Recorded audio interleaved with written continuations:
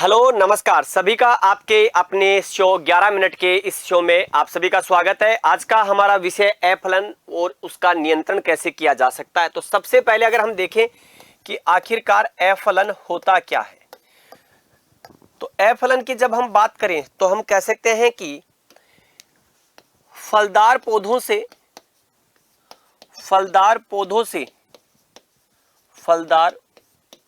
से फलों का उत्पादन कम होना या बगीचे का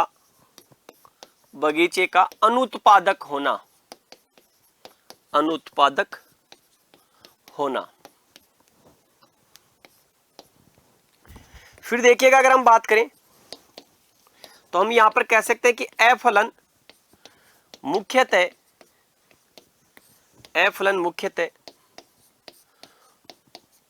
दो कारकों से। अब दो कारक कौन से हैं? तो जब हम दो कारकों की बात करते हैं तो पहला होता है आपके बाह्य कारक, इसे कहते हैं एक्सटर्नल फैक्टर, और दूसरा होता है आंतरिक कारक। ये ध्यान रखना, कौन सा होता है? आंतरिक कारक। अगर हम यहां पर बात करें तो बाह्य कारकों पर देखिएगा आप यहां, तो बाह्य कारकों में क्या दिखाई देगा? तो बाह्य कारकों में देखिएगा CN अनुपात, पहला CN अनुपात। फलदार पौधों में CN अनुपात कितना होना चाहिए? 3:2 होना चाहिए। इसके साथ ही अगर हम देखें तो यहां पौधे में आपके जैसे सल्फर, बोरॉन और फास्फोरस जैसे पोषक तत्व भी अच्छी मात्रा में होने चाहिए, फलन को बढ़ाते हैं। बाह्य कारकों में जो फलन को प्रभावित करता है, जैसे आपके पर्यावरणीय कारक, ठीक है, पर्यावरणीय कारक। अगर हम बात करें तो देखिएगा अतिवृष्टि क्या होती है? अति यानी ज्यादा, वृष्टि का मतलब वर्षा। अगर आवश्यकता से ज्यादा वर्षा होगी तो पोलन्स वगैरह गिरेंगे, आपके नुकसान होगा। अनावृष्टि होना, तो अनावृष्टि का मतलब है जितनी आवश्यकता हो उतनी बरसात का भी नहीं होना। जैसे पाला, इसको कहते हैं फ्रोस्ट पर बाद में आए। आंधी और तूफान, आंधी तूफान से भी क्या होता है आपके फलन में? तेज आंधी तूफान से फल लगे हुए होंगे, टूटकर नीचे गिर जाएंगे, फ्लावर झड़ जाएंगे, पेड़ पौधे टूट जाते हैं। पाले की बात करें तो आखिरकार पाला होता क्या है? तो पाले में रात्रि का जो तापमान होता है वो कितना हो जाता है? 0 डिग्री सेल्सियस या 0 से कम।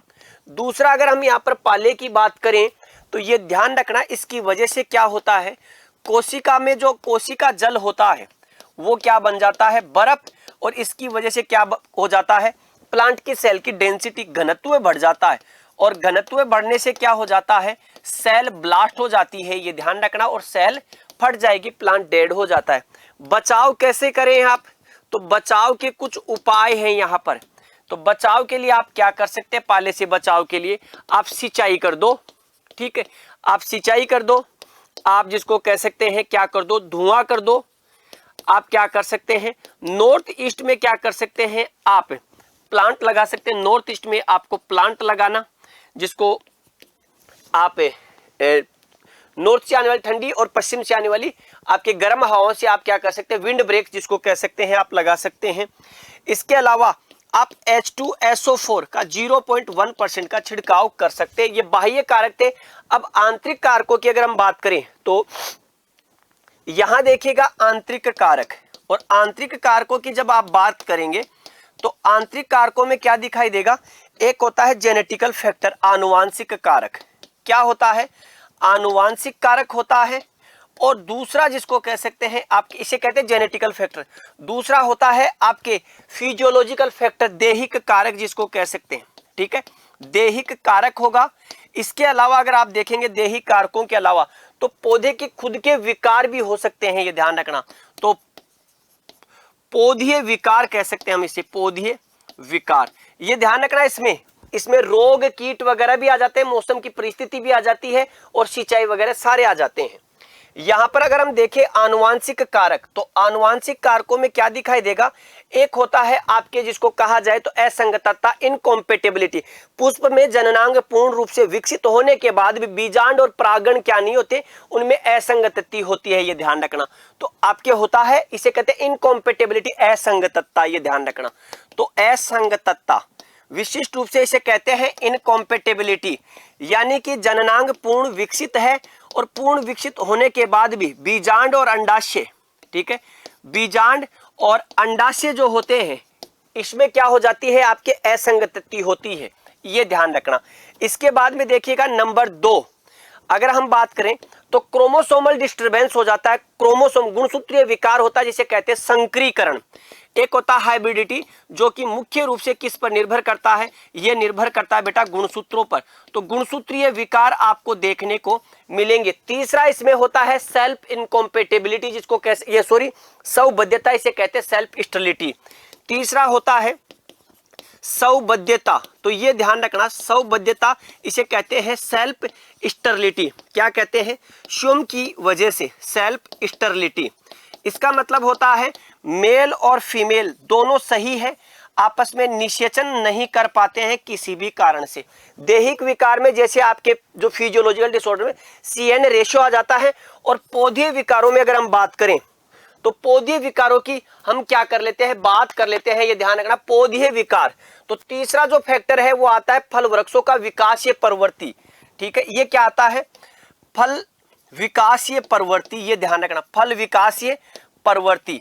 तो यहां पर क्या देखने को मिलता है, देखिएगा कई बार पौधों में आपने देखा होगा कि वो मोनोसियस होते हैं, वो डायोसियस, अपूर्ण फूलों का बनना। यहां पर क्या होता है, अपूर्ण फूलों का बनना, फूलों का बनना।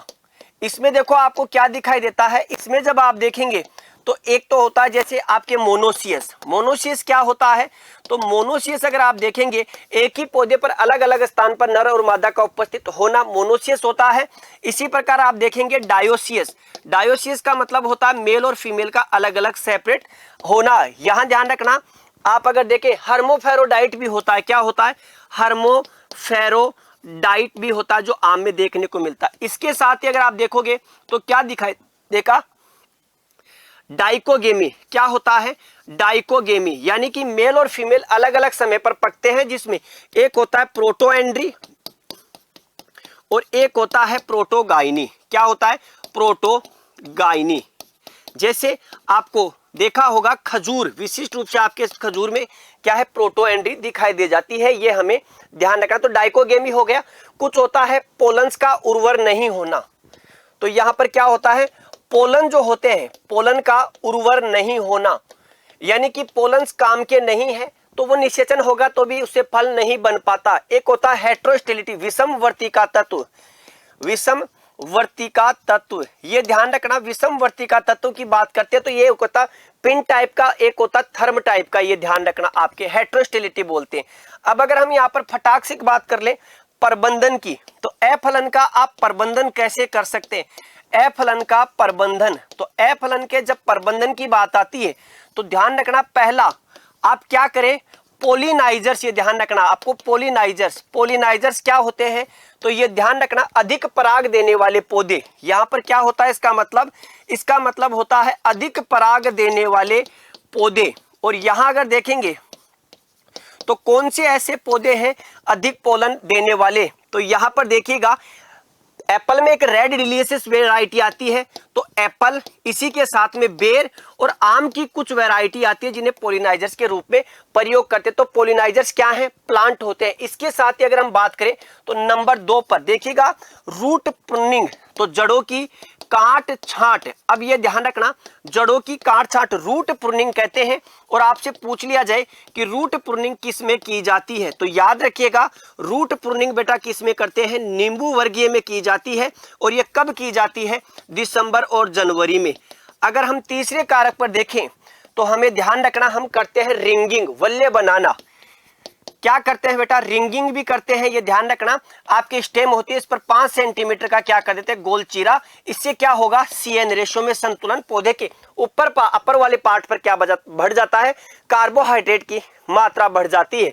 इसके साथ में अगर हम देखें तो हमारा क्या है, अगर उद्यान का प्रबंधन अच्छा है, ऑर्चार्ड मैनेजमेंट, तो उद्यान का प्रबंधन भी कैसा होना चाहिए बेटा, अच्छा होना चाहिए। इसके बाद अगर देखा जाए तो पोषक तत्वों का संतुलन, पोषक तत्व का संतुलन, तो पोषक तत्व भी अच्छे होने चाहिए। तो पोषक तत्वों का क्या हो बेटा, यहां पर आपके पास संतुलन होना आवश्यक है। उद्यान में पोलिनेशन, तो ध्यान रखना जैसे मधुमक्खियों का, तो उद्यान में परागण की क्रिया अच्छी हो। उद्यान में क्या होना चाहिए, परागण, और परागण के लिए आपको क्या करना पड़ेगा, हनी भी जो है इसका आपको प्रयोग करना पड़ेगा। इसी के साथ पीजीआर का प्रयोग करना, क्या करना, पीजीआर का प्रयोग। और पीजीआर के उपयोग में जैसे क्या होता है, नेप्थलीन एसिटिक एसिड फल और फूलों को झड़ने से रोकता है, ऐसे ही 2,4-D GA3 क्या करता है, फ्लावर्स को आपके क्या करता है, प्रोत्साहित करता है। ये हमारा था 11 मिनट का शो। फटाक से देख लेते हैं इस गणतंत्र दिवस में आपके लिए तिरंगा महोत्सव की क्या उपयोगिता है। तो यहाँ अगर आप देखेंगे तो 90% तक का डिस्काउंट, 3 महीने की एक्स्ट्रा वैलिडिटी और 10% कोर्स वैलिडिटी पर आपको छूट मिलेगी। आपके LSA का 2800 प्राइम है, स्टैंडर्ड 2000 रुपए का है। कृषि पर्यवेक्षक का लाइव फ्रॉम जो स्टूडियो है प्राइम 3500, स्टैंडर्ड 2500। कृषि पर्यवेक्षक का live from Jaipur prime 5000, standard 3500। और यूपी एजीटीए का MCQ batch 600 with test series, standard 500। और यूपी एजीटीए का recorded from studio 1200, MCQ batch with test series और स्टैंडर्ड 800 रुपए। Z 2025 live from studio prime का 4000, स्टैंडर्ड का 3000 रुपए। और आरपीएससी AAO 2500, AO 3000 रुपए। और साथ में ही FCI का स्टैंडर्ड 2800 और आरपीएससी का आपके 2000। ये किसका है, FCI का, आरपीएससी फूड सेफ्टी ऑफिसर का 2000। इसके साथ ही टेस्ट सीरीज पर अप टू 90% तक की छूट है। और LSC की टेस्ट सीरीज 200 रुपए में है, सुपरवाइजर की 250 रुपए में, यूपी एजीटीए की 100 रुपए में, जेड 2025 का आपके 250 रुपए में। और यहाँ 7 तेरे उत्कर्ष रील कंटेस्ट रिजल्ट अनाउंसमेंट 2 फरवरी से शुरू हो, आपके जो है इसका रिजल्ट आएगा।